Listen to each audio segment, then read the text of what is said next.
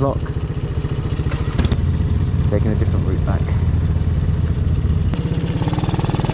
Well, I had a really good time at the motorcycle rally, the Wild Southwest Rally down in Cornwall. Joined their group ride out, got to hang out with this lot for a bit. Many drinks were had. It was a really nice weekend. Music all the time, bands playing. I was absolutely exhausted by the end of it. Anyway, I just thought I'd give you some of the highlights. So Friday was the group ride out. Saturday was the main day of the rally, so it started off with everyone polishing their bikes up for the show. Right, Carnage, make sure you win. See you in a bit. You definitely can't win though. No, I'm not kidding. No. Into the show, that's all. I enter a bike every year. The other year it was covered in rain, dirt and shit. I entered it. I'm just that kind of guy. I do like it. How many in this country, you say? 2? Apparently I've been told by a couple of dealers there's only 2 red Patriots and 2 blue Patriots. And I've only ever seen 1 blue Patriot. Nice. I've never seen a red one, so I don't know. I could be wrong. I'm just going on what I've been told. Yep. I like this one. It's more practical than, say, that one. Just for me touring. Yeah. Now, I ain't one for painted helmets, but that one is pretty nice.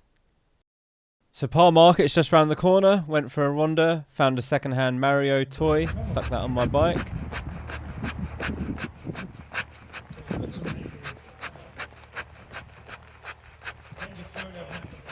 Having fun, Adam. So my bike wasn't going to win best paint or best in show or anything like that, but it did win best engineered. After the bike show competition was all handed out, then, well, they did the drift display, the Harley Davidson drift thing. Now, I'll probably put that thing into a whole separate video. I'll probably put a link below, so if you want to check that out, you can. Right after this one, of course, so keep watching.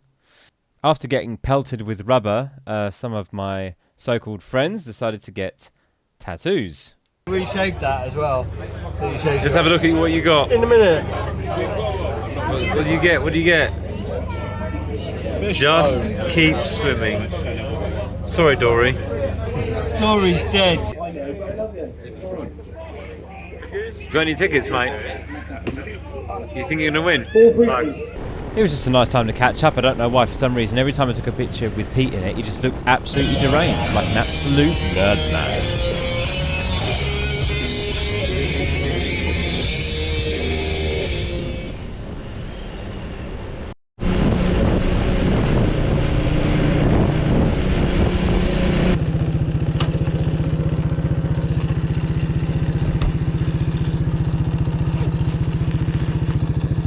Let's put an audiobook on. Partridge.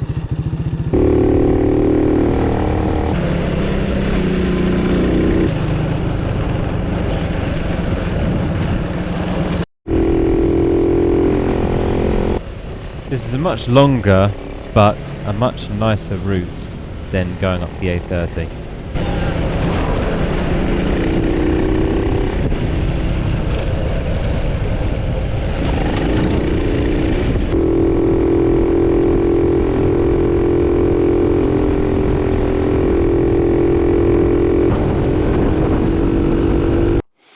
Hi, good morning.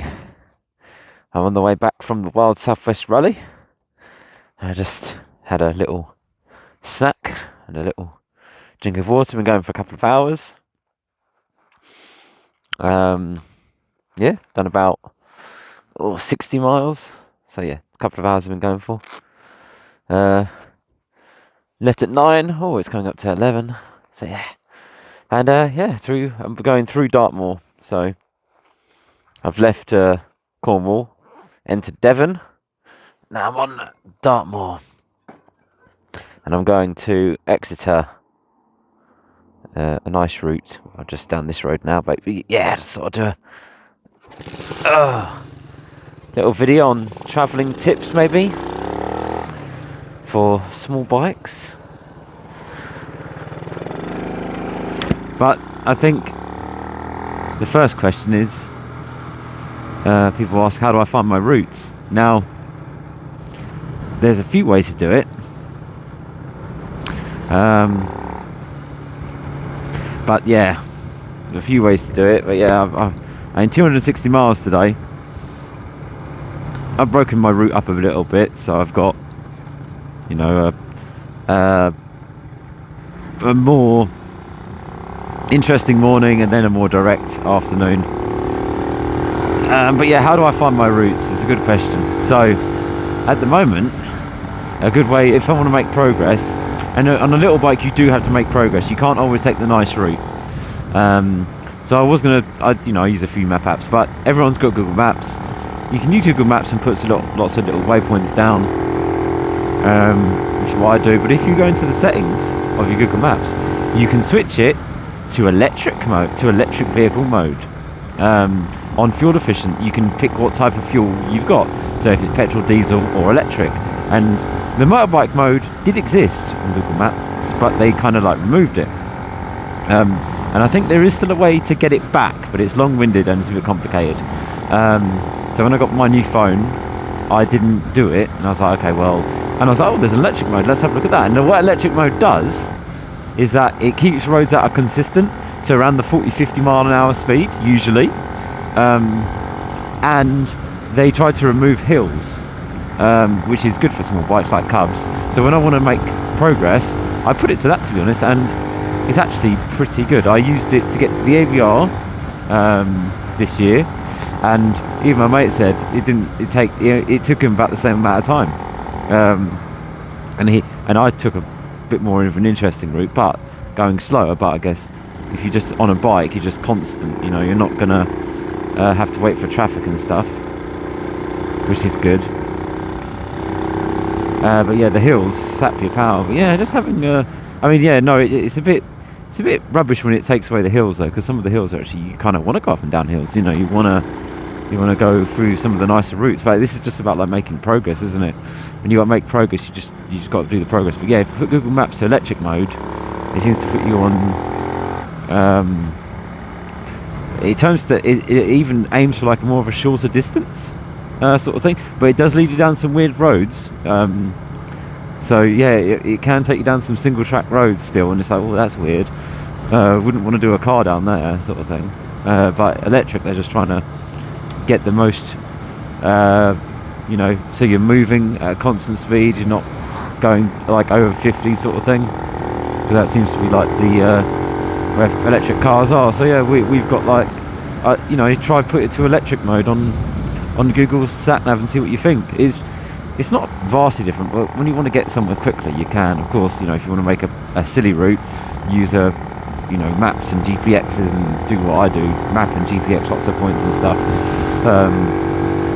But like a Kalimoto app. I mean, all that Kalimoto, all that stuff, Senic, Kaviga.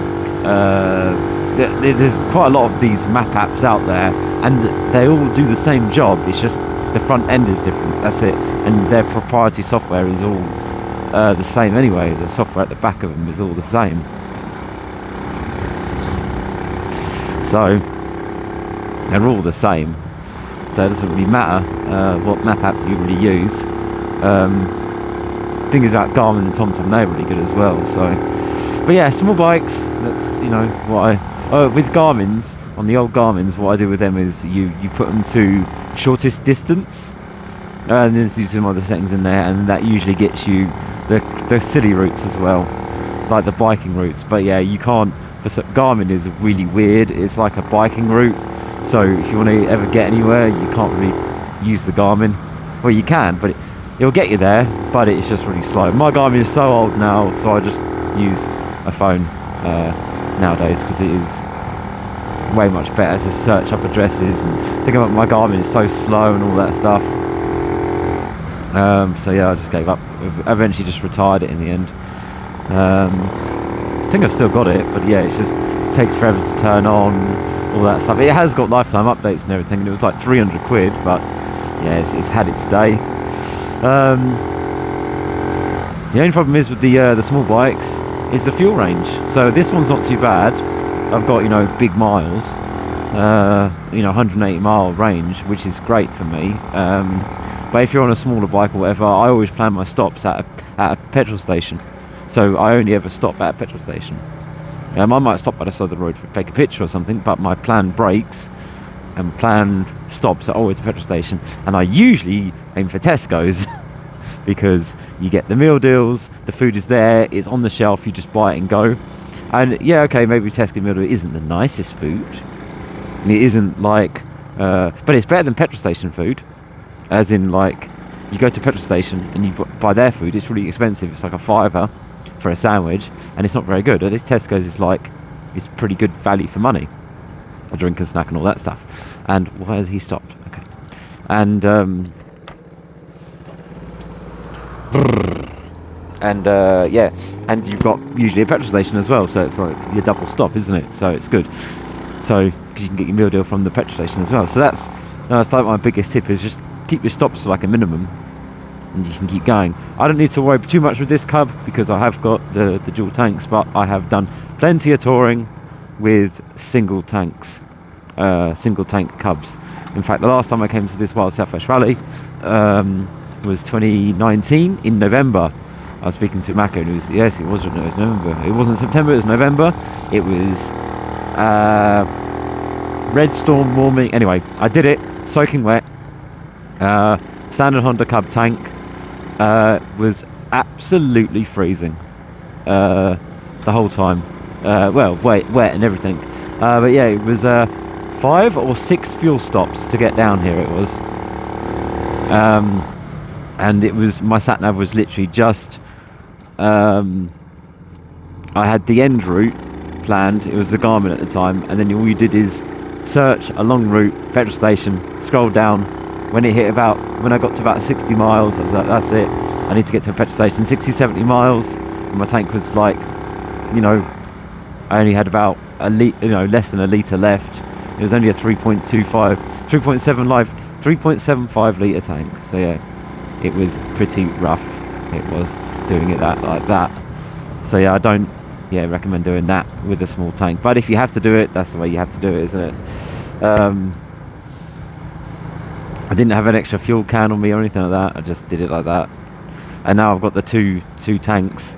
Although it'll be interesting to see if I can actually make my fuel stop today, because I gave some petrol away. Gave someone half a litre because he had a petrol stove. Should have.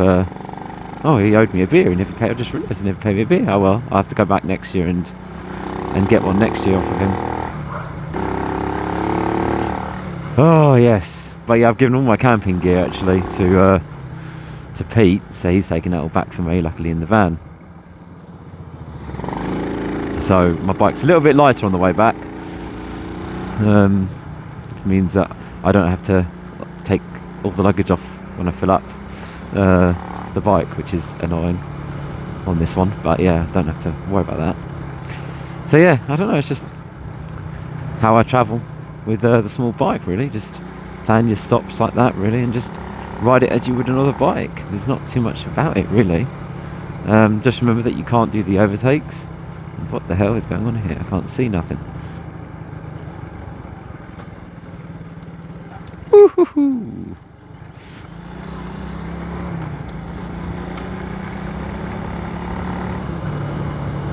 Oh, it's all gravel. Holy cow, that was all gravel in the middle there. So, oh.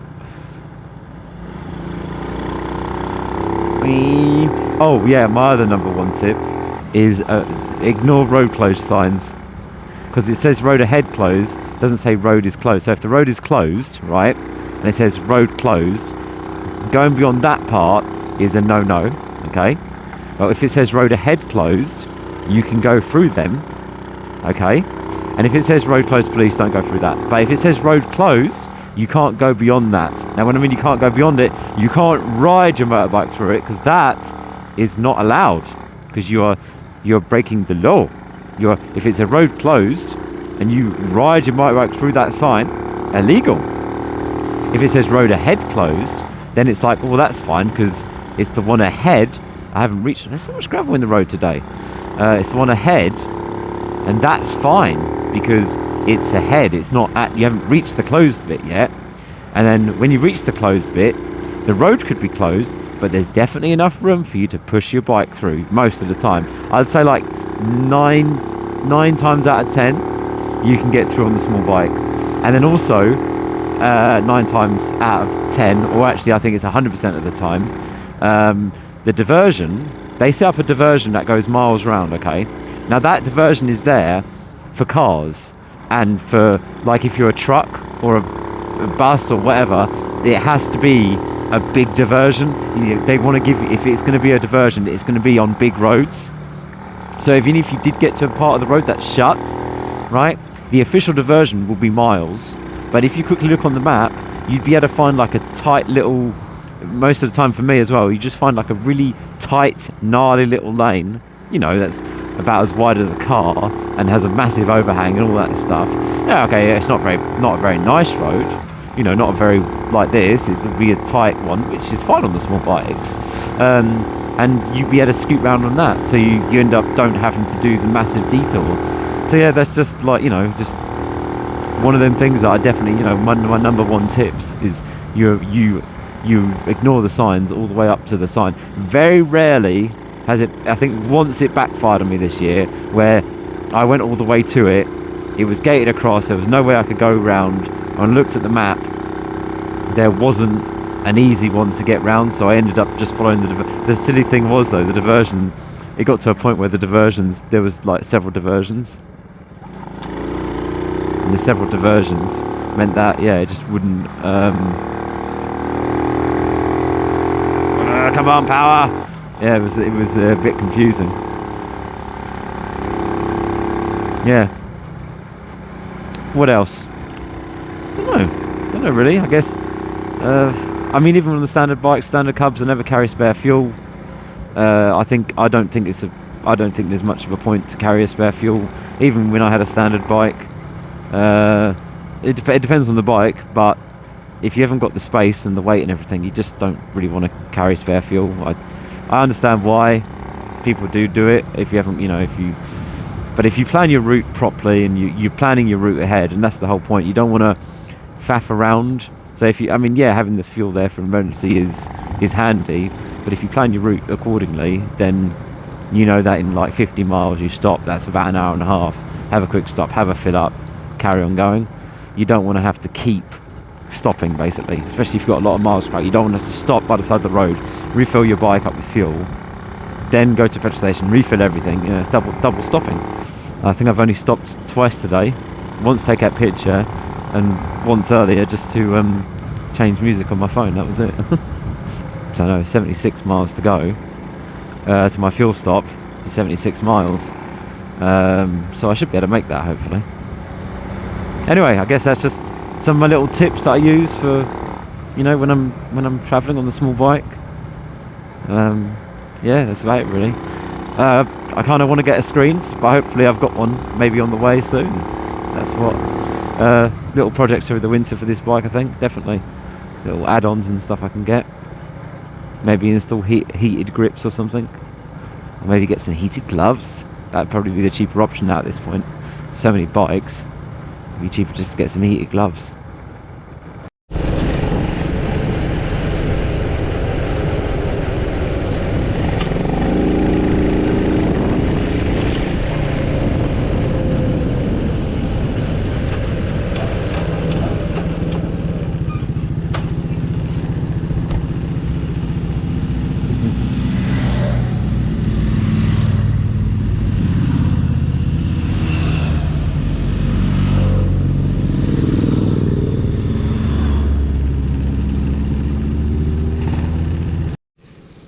I always try and take the routes less travelled sometimes, but yes, this is the sort of traffic you end up seeing. Luckily this farmer was very nice and let me go quickly.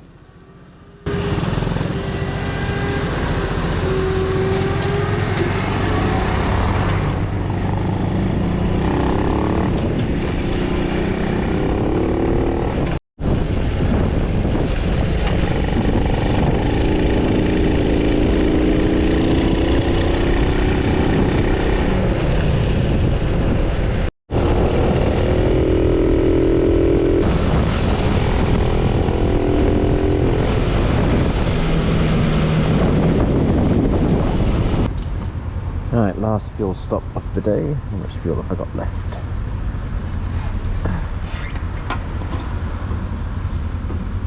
Oh wow, that was almost empty. That's pretty low as well.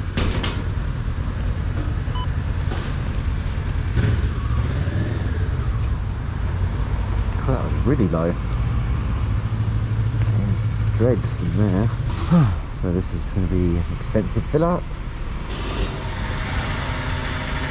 4.14. Yeah, under 30 quid. So the fuel stop cost me just under a tenner to fill up again, and that's with E5. So yeah, filled up and carried on home. So that means the entire weekend, going all the way down to Cornwall and back home, and I still had fuel for the following week to commute on as well, cost me less than £30. So on the way back I had minimal stops, of course. I did need an extra stop though, because I was feeling a bit rough. I had to stop just to give me that last like hour and a half before I got home. I had to have another stop. But yeah, I had a much more scenic and enjoyable route home. But yeah, it did take me around 9.5 hours to get back. Anyway, that's the end of the video. Thank you very much for watching, and I'll catch you in the next one. Bye.